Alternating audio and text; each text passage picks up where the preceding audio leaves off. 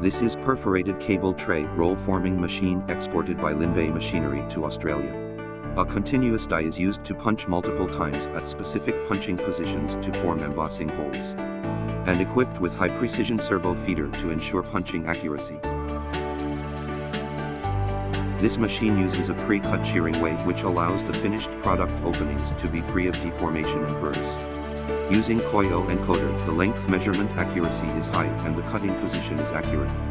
Each forming station is made by cast iron, high strength.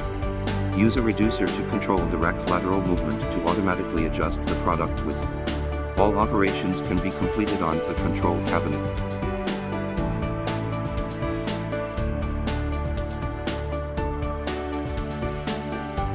Please continue to pay attention to Linbay. We will bring you more professional roll forming machine information.